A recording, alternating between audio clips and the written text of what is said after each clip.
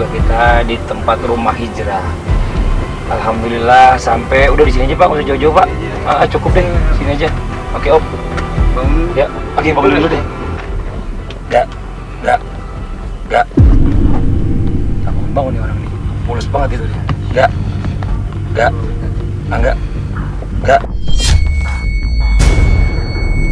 Assalamualaikum. Waalaikumsalam. Ustaz. Waduh, Gimana Bang Fadli? Ani tungguin di sono nggak turun-turun. Ani juga udah mau turun tadi Ustaz, tapi ini dibangunin kagak bangun-bangun, gimana ceritanya?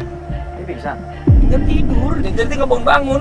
Tadi perjalanan juga tidur, sampai sekarang dibangunin kagak bangun juga. Ini target kita yang suka konsumsi obat-obat terlarang. Iya dia yang macam-macam sih tata-tatanya. Jangan-jangan nih efek sisaan kali ini Bang Fadli. Masa Ustaz? Bisa jadi. Oh kayak gitu. Terus gimana nih Ustaz? Mau dibangun susah banget, mau gue gotong aja. Kita gotong aja. Mau dibawa kemana Ustaz? Langsung ke situ? Biar saya siapin tempat shock terapi aja langsung. Pusat terapi langsung? Iya. Oh ya udah. Terus gimana? Kita gotong berdua atau ada anak santri pada kemana? Boleh ada tim bantu. Ada tim ini bantu nih? Bantu kita nih. Iya tolong deh. Bentar. Ini angkat dulu orangnya kali. Jatuh. Waduh. Ini gimana Bang? Ayo udah nyampe kita.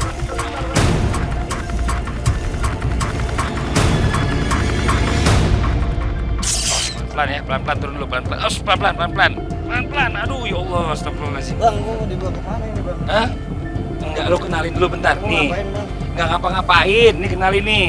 Nih, Ustadz Ahmad Khan ya, dari Rumah Hijrah. Ini Ustadz yang mau ngajarin ya, bagaimana tahapan-tahapan supaya menjadi orang yang lebih baik. Ya, gak kenalin nih, tuh Jadi, Ustadz. Bang Angga santai aja. Saya mau diapain ini Pak Ana udah Ustadz? siapin nih. Ini namanya shock terapi buat Bang Angga. Ya, biar Bang Angga lebih tenang. Ya, Biar oke. lebih fresh lagi. Nggak mau saya pak. Ya, jangan nggak mau, ini udah di sini, kita masa nggak mau. Ayo, udah. Lagian dari tadi tidur terus ya, nggak juga. Dibangunin nggak bangun-bangun. Mau nggak mau langsung shock terapi. Biasanya mau ngobrol-ngobrol dulu. Udah, yuk. Udah gimana Ustaz? Langsung aja udah. Ayo deh. Nggak mau bang. Udah, nggak Nggak apa-apa, udah. Nggak apa-apa, nggak. Ayo, Lu ikutin aja, lu ikutin aja ya. Jadi, lepas deh, ayo. Ayo, Bar. Dingin Pak Ustadz. Iya. Dingin Pak Ustadz. Jangan kabur lagi, mau kemana sih? Awas, kejebur, awas, ya Allah. Udah masuk, aduh. Dingin bang. Dingin Pak Ustadz. Dingin. Yesus, mau kemana? Udah di sini aja, Astagfirullahaladzim, ya. Dingin Pak Ustadz. Dingin. Berapa dinginnya? Cuma kurang, belum seberapa. Ana udah siapin, bakal Angga. Nih, Ana tambahin biar hangat.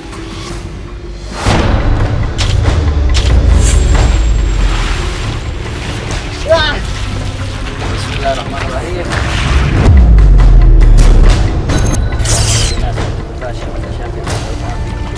Dingin Pak Ustadz.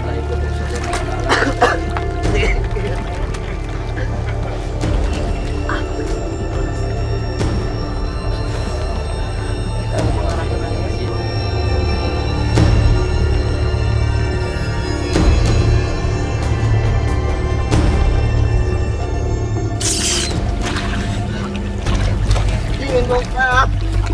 Nah, ente nikmatin aja. Biar tulang-tulang ente lempeng. Bang, gua nggak mau kayak gini bang. Agak. Udah sini aja deh. Agak, tenang dulu. Udah tenang, ntar lama-lama nggak dingin. Udah, tenang dulu. Duduk. Duduk pelan-pelan ya. Enggak. Saya sama Bang Fadli tinggal dulu ya. Kita di sini aja.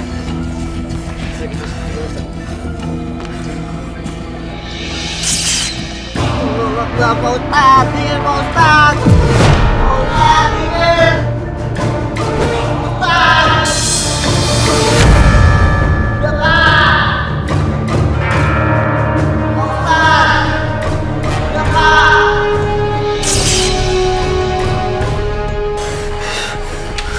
Angga tenang aja, banyakin istighfar. Pak, gak apa-apa. Dingin, Pak. Bang, Kenapa? Kenapa gak? ini kenapa begini, Bang? Ini mau begini prosesnya gak? Masalahnya kan panjang nih ceritanya. Lu juga habis pakai mungkin juga karena pengaruh efek-efek lu make juga gak? Tapi harusnya bilang, Bang. Iya udah cukup ya udah. Ayo naik ayo cukup gak? Udah. Ayo naik. Ayo udah enakan badan lo kan? Udah seger kan? Udah nggak lemes lagi kan?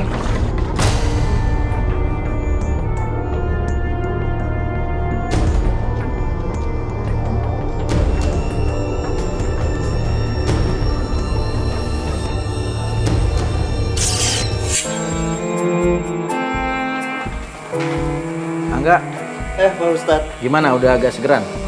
Alhamdulillah, Pak. Sebelumnya, aneh mohon maaf. Tadi nggak maksud nyakitin ente.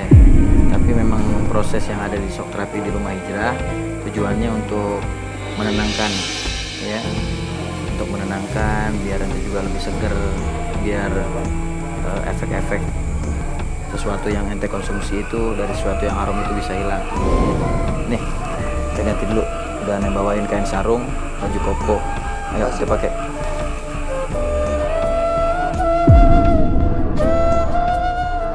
Bismillahirrahmanirrahim, jangan lupa.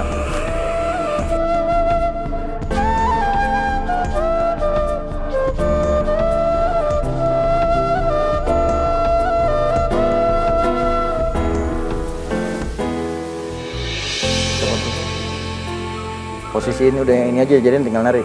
Nah, Rasulullah SAW jelasin di dalam hadisnya, la'anallah al-mutasyabihina minar rijal bin nisa wal mutasyabihati minan nisa birijal. Sesungguhnya Allah Subhanahu wa taala melaknat laki-laki yang menyerupai perempuan, perempuan yang menyerupai laki-laki. Teh kelas ridho aneh ambil. Ridho, Pak Ustadz. Alhamdulillah. Saya tinggal dulu ya. Ya.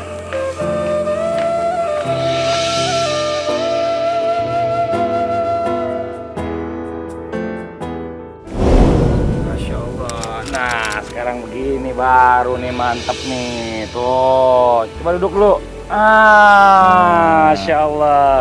Ustadz nih langsung aja nih ya, kita coba masuk nih ke segmen muhasabah. Ini Masya Allah luar biasa ya. Tadi kalau kita ngerasa ini adalah sesuatu kejadian yang pertama kali nih. Sejak kita ada di bekal sebelum ajal, orang baru datang langsung dikasih shock terapi. Ini kenapa begitu nih Ustadz? Jadi begini Bang Fatih, Mas Angga ini datang. Kita sama-sama tahu dia dalam keadaan masih ada efek dari obat-obatan yang dia konsumsi, obat terlarang yang dia konsumsi, sehingga dia jadi tidak sadarkan diri. Maka kita langsung shock terapi biar dia bisa sadar, biar dia merasakan bagaimana dirinya yang sebenarnya. Oke kalau gitu langsung aja ya. Langsung aja ceritain apa yang mau diceritain sama Pak Ustadz. Mudah-mudahan dapat solusinya hari ini. Ya, silakan Ustadz. Mohon izin. Ya.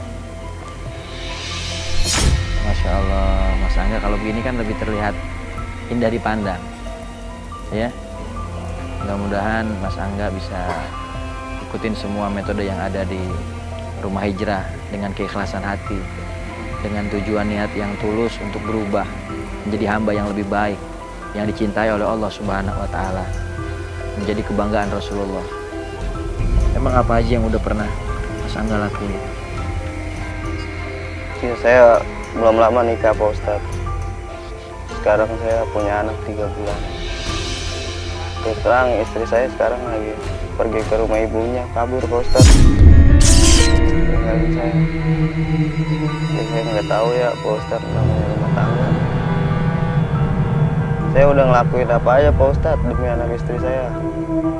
Nyari uang buat mereka, buat makan mereka saya. Tapi ya keadaan sekarang tahu sendiri Pak Ustadz, nyari duit nggak segampang itu Pak Ustadz.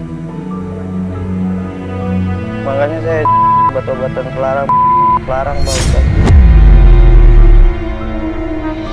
Astagfirullahaladzim. Mas Angga, jangankan orang yang mengkonsumsi obat-obat terlarang, orang yang membuatnya saja dilaknat oleh Allah Subhanahu wa taala. Apalagi Mas Angga mengkonsumsi juga, mengedarkan juga buat orang lain. Maka begitu banyak kesalahan yang dilakukan. Sumiyal khamra li'annahu yukhamirul ukul. Kata ulama dinamakan khamar karena dapat merusak akal saraf manusia. Maka jangan dikonsumsi. Apalagi dijual untuk orang lain, berarti mencelakakan orang. Dulu pernah ada satu orang yang ketika dia dihadapkan kepada 3 pilihan untuk melakukan perbuatan dosa, ada pilihan pertama, dia minum minuman keras atau dia mengkonsumsi obat. Yang kedua, dia membunuh. Yang ketiga, dia berzina. Maka dia ambil pilihan yang paling ringan menurut dia, yaitu mengkonsumsi khamar ataupun sesuatu yang memabukkan. Akhirnya ketika dia tidak sadarkan diri, dia dikuasai oleh nafsu syahwatnya, dibisiki oleh syaitan, akhirnya dia berzina dengan wanita. Lalu dia takut wanita itu membeberkan aibnya kepada orang, dia bunuh juga wanita itu. Maka dari mabuk-mabukan, dari konsumsi obat terlarang, itu menyebabkan berzina dan membunuh orang. Mau gimana lagi Pak Ustadz? Dengan tato saya begini aja orang sudah mandang saya jelek Pak Ustadz. Udah gak ada bagusnya di mata mereka Pak Ustadz. Mas Angga yang sabar. Orang mau berubah baik, mau hijrah ke jalan Allah Subhanahu wa Ta'ala itu banyak sekali ujiannya. Jangan dengerin apa kata orang. Ketika orang memandang kita dengan sebelah mata, selama niat kita sudah betul-betul ikhlas, mau berubah, mau bertobat, kembali kepada Allah Subhanahu wa Ta'ala, maka jangan dengarkan omongan orang. Maka dengan tobat ini saya masih bisa diberi maaf Pak Ustaz. Subhanallah. Betul, Mas Angga mau bertobat. Betul Pak Ustaz. Hal apa yang membuat motivasi dalam diri Mas Angga sehingga Mas Angga itu mau bertobat? Anak istri saya Pak Ustaz. Kenapa anak istri Mas Angga? Istri saya ninggalin saya Pak Ustaz, 2 anak saya. Itu semua kan karena disebabkan perbuatan Mas Angga sendiri.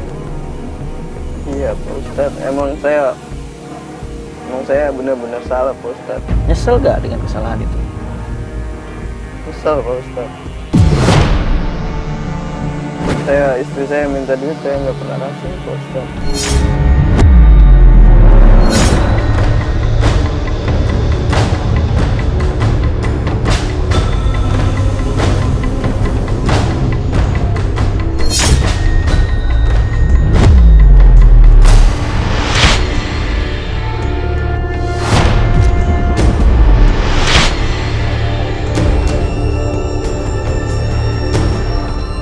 Kenapa? Karena Mas Angga gak ada uang? Ada Pak Ustaz, cuman saya lebih belain barang terlarang itu.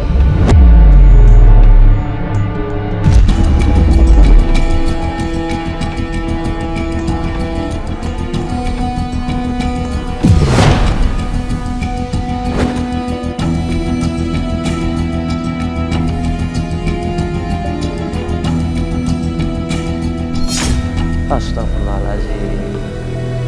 Anak dan istri itu titipan dari Allah Subhanahu wa Ta'ala. Jaga amanah yang Allah titipkan kepada Mas Angga. Dari setiap rezeki yang Mas Angga dapatkan, itu ada hak mereka. Mereka berhak untuk menerimanya. Bukan Mas Angga malah membelanjakannya untuk hal-hal yang diharamkan oleh Allah. Dengan saya bertobat, anak istri saya mau balik lagi ke saya Pak Ustaz. Insya Allah. Yakin kepada Allah Subhanahu wa Ta'ala. Kalau kita mau bertobat kembali kepada Allah Subhanahu wa Ta'ala, maka Allah akan berikan kita kemudahan dalam kesulitan kita.